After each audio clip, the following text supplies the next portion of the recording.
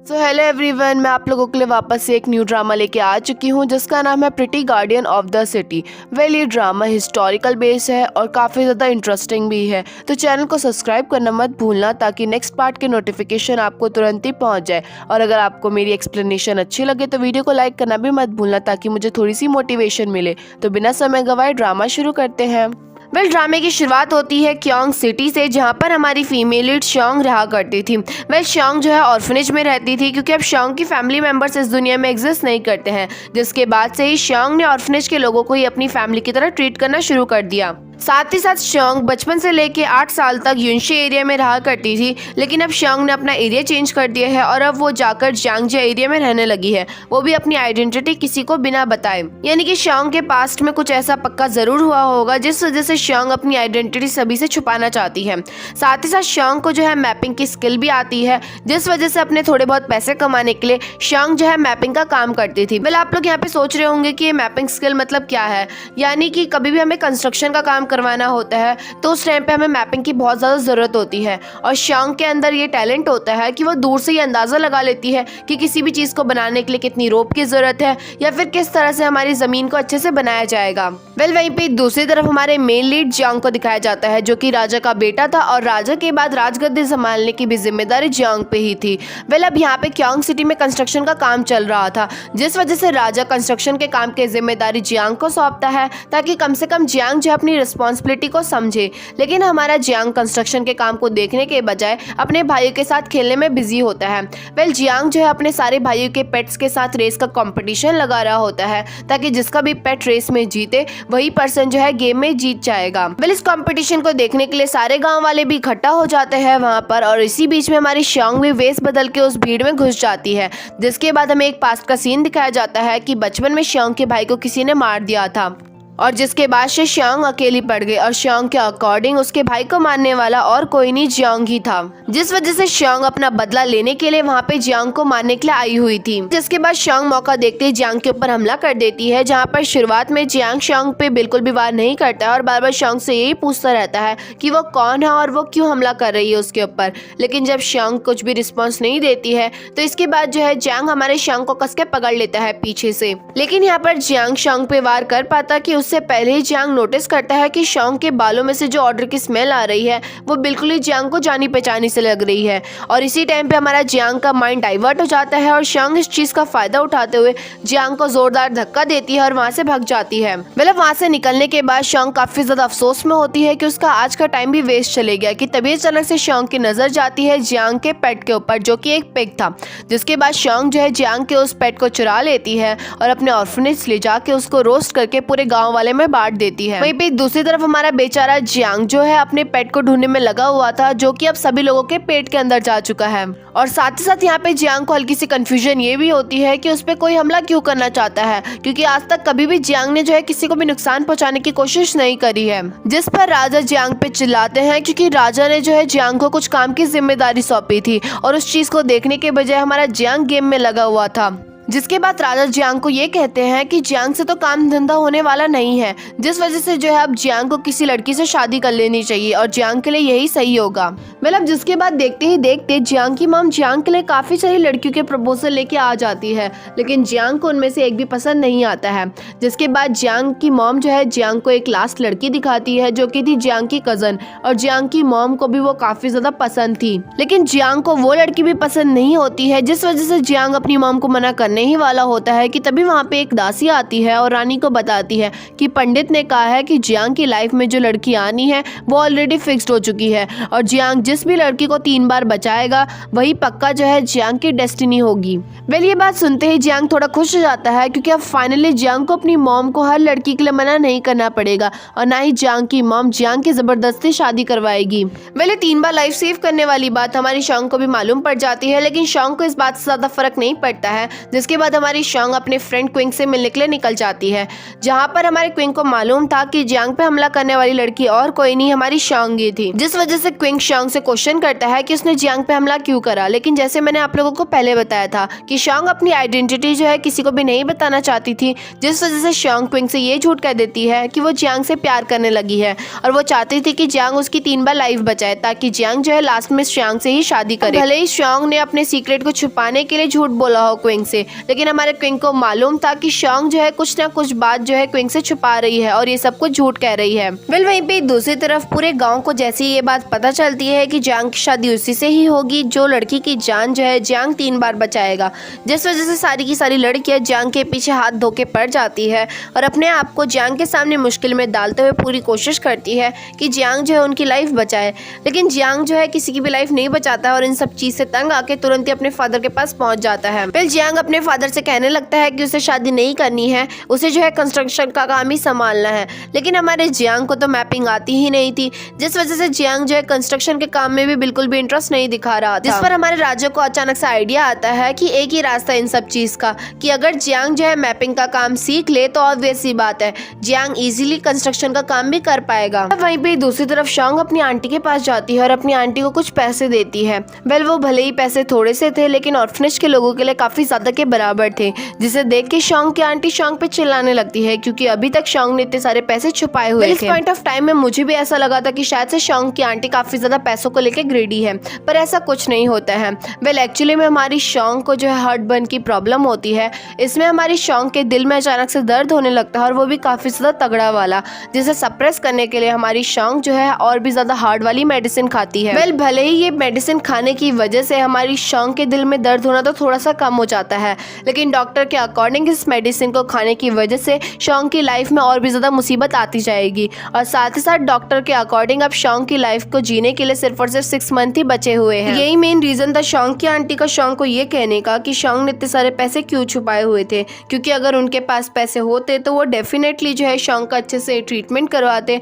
और जिस वजह से शायद से शॉन्ग की लाइफ भी बच जाती। अब सीन चेंज होता है जहाँ पर दूसरी तरफ हमारे जियांग के अंकल अपने रूम में बैठ के एक मैप को ढंग से ऑब्जर्व कर रहे होते हैं और अपने सैनिक को ऑर्डर करते हैं कि वो जल्द से जल्द ये पता करके आए कि ये मैप किसने बनाया है, क्योंकि उस मैप को बनाने वाले डिजाइनर का वे जो डिजाइन करने का था वो जियांग के अंकल को कहीं से सिमिलर लग रहा था। साथ ही साथ यहाँ पे जियांग के अंकल अपने सैनिक से लुओ नाम के एक आदमी के भी बारे में डिस्कस कर रहे होते हैं और अपने सैनिक को कह रहे होते हैं कि वो जल्द से जल्द लुओ को पकड़ के आए, क्योंकि शायद से हो सकता है कि लुओ को जियांग के अंकल के बारे में कोई राज पता हो जिसे छुपाने के लिए जियांग के अंकल लुओ को ढूंढ रहे हो। जिस पर हमारा सिपाही जियांग के अंकल को ये भी कह देता है कि शायद से लुओ मर चुका होगा, हम काफी टाइम से उसे ढूंढ रहे हैं लेकिन वो अभी तक नहीं मिला है हमें। जिस पर जियांग के अंकल अपने सैनिक की बात बिल्कुल भी नहीं मानते हैं, क्योंकि जियांग के अंकल ने पहले भी बहुत सारे लोगों को लुओ को ढूंढने के लिए भेजा हुआ था, लेकिन वो सारे के सारे सिपाही जो है अभी तक वापस नहीं आए हैं। यानी कि ऑब्वियस सी बात है लुओ अभी भी जिंदा है, अदरवाइज जो है वो सिपाही वापस आ जाते सारी न्यूज लेके।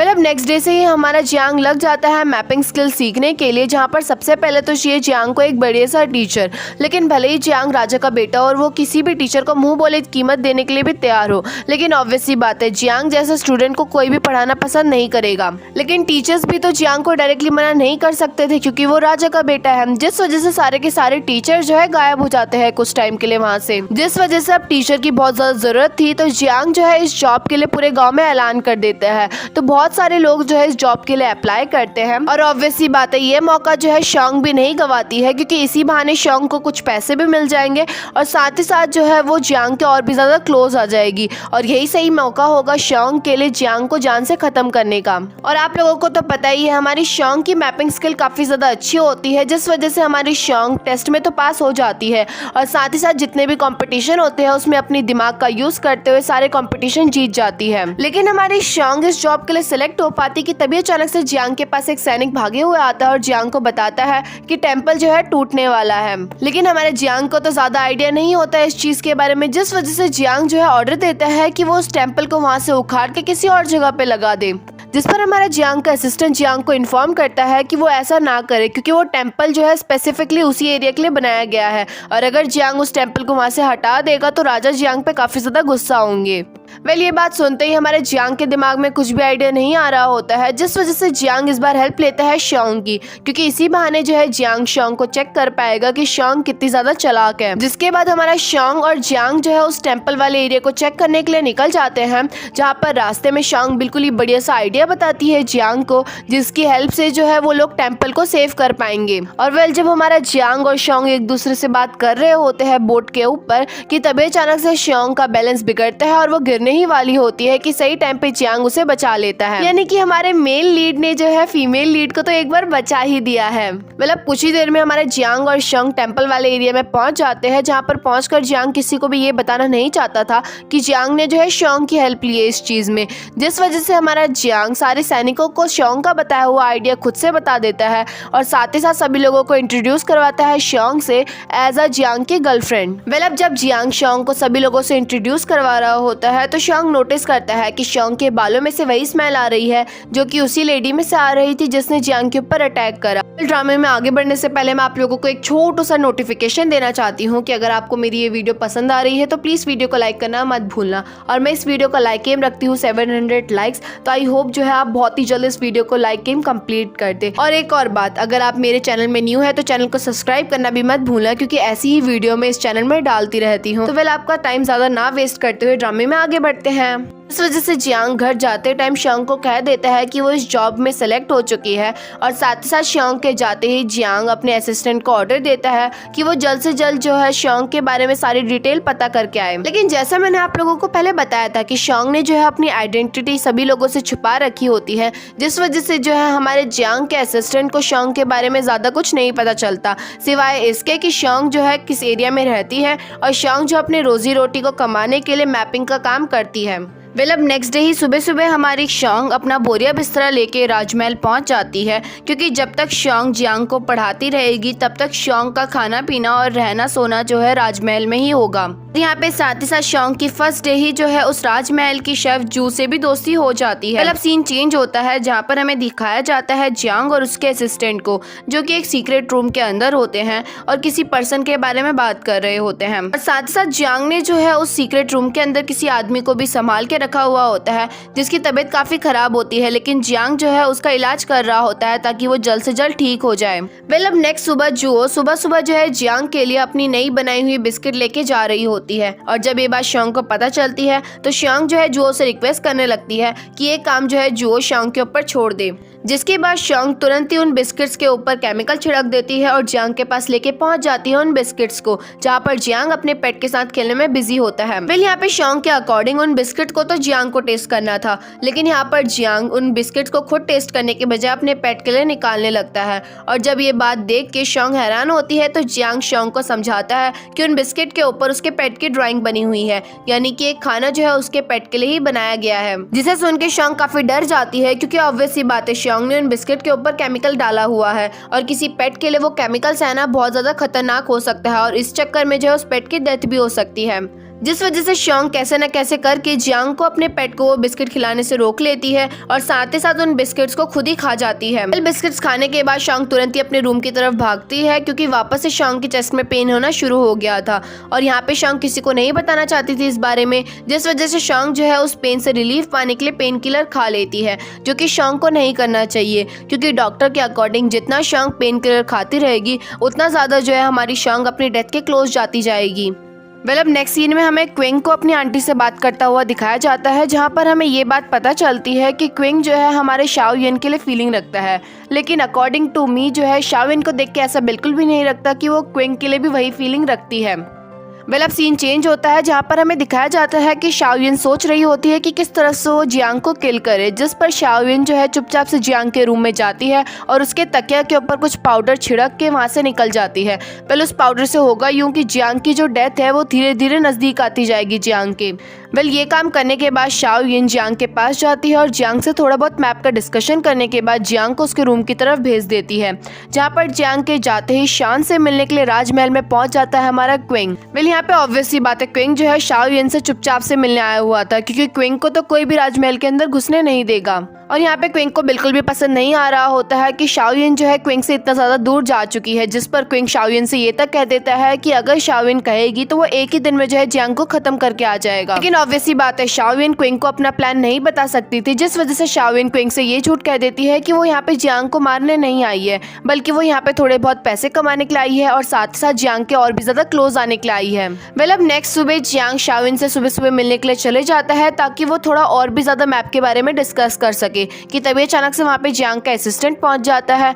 और जियांग से कुछ पर्सनल बात करने की बात करता है, जिस वजह से जियांग जो है शाओयिन को रूम से बाहर भेज देता है। लेकिन शाओयिन उस रूम से बाहर ना जाके गेट पे खड़े होकर ही चुपचाप जियांग और उसके असिस्टेंट की बात सुनने लग जाती है। वेल, यहाँ पे जियांग और उसके असिस्टेंट की बात सुन के हमें ये बात रिवील होती है कि जियांग ने जिस पर्सन की जान बचाई हुई है वो और कोई नहीं लुओ है, जो कि हमारे शाओयिन का भाई है। यानी कि जियांग के अंकल लुओ को ढूंढने में लगे हुए हैं, जबकि जियांग ने ही जो है लुओ को सीक्रेट प्लेस में छुपाया हुआ है। और हमारी शाओयिन अपने भाई का बदला जिससे लेना चाहती थी, उसी ने ही जो है उसके भाई की प्रोटेक्शन करी हुई है।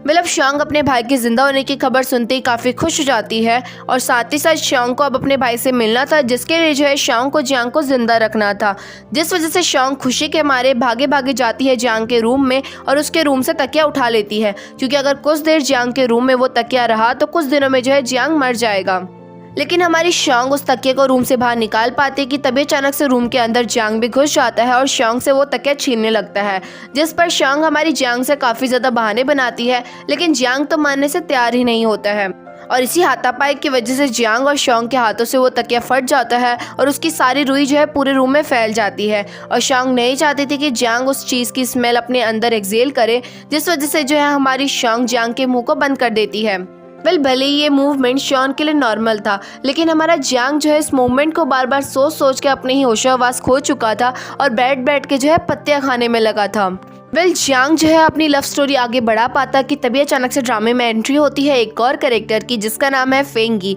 वेल, फेंगी जो है हमारी वही लड़की है जो कि जियांग की कज़न है और साथ ही साथ हमारी फेंगी जो है जियांग को लाइक करती है, जिस वजह से जैसे ही फेंगी को ये बात पता चलती है कि जियांग जिसकी भी लाइफ 3 बार बचाएगा उसी से ही जियांग की शादी होगी, जिस वजह से जानबूझ के जो है फेंगी जियांग के सामने काफ़ी बार अपने आप को हार्म करने की कोशिश करती है। लेकिन हमारा जियांग तो फेंगी के लिए बिल्कुल भी फीलिंग नहीं रखता था, जिस वजह से जो है जियांग फेंगी को एक बार भी नहीं बचाता है। और साथ ही साथ यहाँ पे जियांग फेंगी से छुटकारा पाने के लिए फेंगी से ये कह देता है कि कुछ भी बात फेंगी को करनी है तो वो जाके जो है सबसे पहले शॉन्ग से डिस्कस कर ले। वेल, जियांग तो ऐसा कहते ही वहाँ से रफो चक्कर हो जाता है, लेकिन बेचारी हमारी शॉन्ग जो है फंस जाती है, क्योंकि फेंगी जियांग के मुंह से ऐसी बात सुनते ही शॉन्ग से काफी ज्यादा गुस्सा हो जाती है और साथ ही साथ फेंगी शॉन्ग से पूछने लगती है कि ऐसा क्या रिलेशन है जियांग और शॉन्ग का, जिस वजह से हमारा जियांग जो है शॉन्ग को ज्यादा प्रायोरिटी दे रहा है। लेकिन हमारी शॉन जो है कम चालाक थोड़ी ना है, जिस वजह से शॉन जो है जियांग की ही बाजी उसी पे ही पलटा देती है और फेंगी से कहने लगती है कि उनके बीच में कुछ भी रिलेशन नहीं है। एक्चुअली में जियांग जो है फेंगी को काफ़ी ज़्यादा पसंद करता है, बस यही बात है कि जियांग जो है शर्माता है, जिस वजह से वो फेंगी से फेस टू फेस बात नहीं कर पाता है। और वेल, इससे होता यूँ है कि हमारा जो जियांग सोच रहा था कि शायद से शॉन और फेंगी की लड़ाई होने वाली है, ऐसा कुछ नहीं होता है, बल्कि शॉन्ग और फेंगी जो है काफ़ी ज़्यादा क्लोज फ्रेंड बन जाते हैं। वेल, इसके आगे और क्या होना था। वेल, फेंगी के फादर जो है राजमहल में राजा से ये कहने के लिए पहुंच जाते हैं कि उन्हें जो है जियांग और फेंगी की शादी करवा देनी चाहिए, क्योंकि जियांग और फेंगी एक दूसरे से प्यार भी करते हैं और साथ साथ जियांग ने फेंगी की 3 बार लाइफ भी बचा दी है। ऐसा तो जियांग होने नहीं दे सकता था, जिस वजह से उसी टाइम पे जियांग अपने फादर को हल्का सा इशारा करता है और हमारा राजा भी काफी चालाक होता है कि वो अपने बेटे के इशारे को समझ जाता है। जिसके बाद राजा फेंगी के फादर से ये कहता है कि अभी कंस्ट्रक्शन का काम चल रहा है तो उस पर फोकस करने दो मुझे, और उसके बाद जो है फेंगी और जियांग की शादी तो होती रहेगी। वेल, अब यहीं पे सीन कट होता है और नेक्स्ट सीन में हमें दिखाया जाता है कि जियांग और शॉन्ग कंस्ट्रक्शन के काम को चेक करने के लिए बाहर निकले हुए होते हैं सैनिकों के साथ, जहां पर इस बार इनका काम होता है सीवर लाइन को चेक करना। वेल, सीवर लाइन को चेक करने के लिए हमारी शॉन्ग को जो है उस चीज को अच्छे से ऑब्जर्व करना था, जिस वजह से शॉन्ग चाहती थी कि वो सीवर लाइन के एग्जैक्ट पोजीशन में पहुंच जाए। वेल, अब इस चीज को करने के लिए हमारा जियांग जो है सारे सैनिकों को वहीं पे ही रुकने के लिए कहकर अपना शॉन्ग के साथ निकल जाता है नाव में बैठ के सीवर लाइन को चेक करने के लिए। वेल, जहाँ पे रास्ते में जो है हमारी शॉन्ग बोट को चला चला के काफ़ी थक जाती है और जियांग से हेल्प मांगने लगती है, लेकिन हमारा जियांग तो इतना ज़्यादा ढीठ था कि वो कुछ भी नहीं करने वाला था, जिस चक्कर में हमारे शॉन्ग का गुस्सा बढ़ जाता है और वो गुस्से में जो है उस छड़ी को वहीं पे फेंक देती है। यानी कि छड़ी ही नहीं रहेगी तो इनकी बोट कहाँ से चलेगी। और जब जियांग और शांग को एहसास होता है कि वो छड़ी उनसे काफ़ी दूर जा चुकी है और अब वो बोट को कैसे हैंडल करेंगे, जिसके चक्कर में जो है शांग और जियांग काफ़ी ज़्यादा हड़बड़ी में आ जाते हैं और हड़बड़ी के चक्कर में हमारी शांग जो है जियांग को धक्का मार देती है बोट से। और यहीं पे हमारे इस ड्रामे का पार्ट 1 खत्म होता है। आई होप आपको पार्ट 1 काफ़ी ज़्यादा इंटरेस्टिंग लगा हो, तो चैनल को सब्सक्राइब करना मत भूलना ताकि आपको नेक्स्ट पार्ट की नोटिफिकेशन पहुंच जाए। और साथ साथ वीडियो अच्छी लगे तो वीडियो को लाइक करना भी मत भूलना ताकि मुझे भी थोड़ा बहुत मोटिवेशन मिलता रहे। तो तब तक के लिए बाय।